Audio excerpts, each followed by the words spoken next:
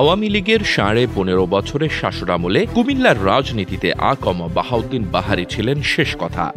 কুমিল্লার মানুষ তার কাছে এক প্রকার জিম্মি ছিল।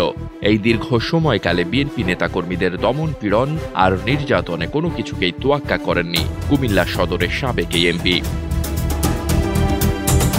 আওয়ামী লীগ ক্ষমতাচ্যুত হওয়ার পর সেই বাহার সীমান্ত দিয়ে দুর্ধর্ষ স্টাইলে পাড়ি জমান ভারতে।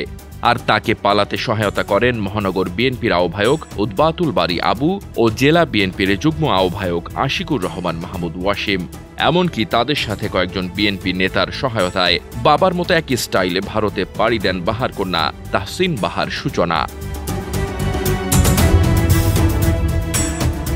১৫.৫ বছর যিনি বিএনপি নেতাকর্মীদের কাছে মূর্তমান ত্রাস ছিলেন, কুমিল্লা মহানগর আওয়ামী লীগের সভাপতি সেই বাহারের সঙ্গে মহানগর বিএনপির দুই নেতার কিসের এত ঘনিষ্ঠতা? বাহার সূচনার ভারতে পালানোর খবর প্রকাশ্যে আসার পর স্থানীয় বিএনপির নেতাকর্মীদের মনে এই প্রশ্নই ঘুরে ফিরে আসছে। একাধিক সূত্রে বার্তাবাজার জানতে পেরেছে, ৫ আগস্ট আওয়ামী লীগ সরকারের পতনের পর সাবেক মেয়র সূচনাকে নিয়ে আত্মগোপনে চলে যান সাবেক এমপি বাহার। কুমিল্লা শহরের একটি বাড়িতে তারা আশ্রয় নেন। এর নেপথ্যে ছিলেন মহানগর বিএনপির আহ্বায়ক আবু ও জেলা বিএনপির যুগ্ম আহ্বায়ক আশিকুর রহমান মাহমুদ ওয়াসিম ও আরেক বিএনপি বহিষ্কৃত নেতা আমিরুজ্জামান আমির। ওই আশ্রয় থেকে বাহার ও সূচনা পৃথকভাবে সীমান্ত পাড়ি দিয়ে ভারতে চলে যান। আওয়ামী লীগের ক্ষমতাচ্যুতির এক সপ্তাহের মধ্যে চোরাই পথে দুর্ধর্ষ স্টাইলে ভারতে পালান বাহার। তার অন্তত ১০ দিন পর গত ২১ আগস্ট বাহার কন্যা সাবেক মেয়র সূচনা ব্রাহ্মণপাড়ার চড়ানল সীমান্ত হয়ে ভারতে প্রবেশ করেন।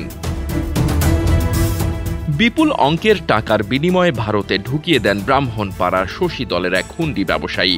আর কুমিল্লা শহর থেকে শশী দল পর্যন্ত পৌঁছাতে সহায়তা করেন আহ্বায়ক আবু সহ মহানগর বিএনপি ও অঙ্গ সংগঠনের শীর্ষস্থানীয় ৩ নেতা। এরাই একই কায়দায় বাহারকেও পালিয়ে যেতে সহায়তা করেন। স্থানীয় সূত্র জানায়, ৫ আগস্ট শেখ হাসিনা সরকারের পতনের দিন বিকালে বিক্ষুব্ধ ছাত্র জনতা বাহারের বাড়িতে হামলা চালায়। অভিযোগ রয়েছে, ওই ঘটনার পর সন্ধ্যার দিকে বাহারের নির্দেশ পেয়ে তার বাড়িতে যান আবু ও ওয়াসিম সহ তাদের অনুসারীরা। তারা হুমকি ধমকি দিয়ে বিক্ষুব্ধ জনতাকে তাড়িয়ে বাহারের বাড়ির নিয়ন্ত্রণ নেন। এরপর থেকে তাদের নিয়োগ করা কয়েকজন ব্যক্তি বাহারের বাড়ি পাহারা দিচ্ছেন।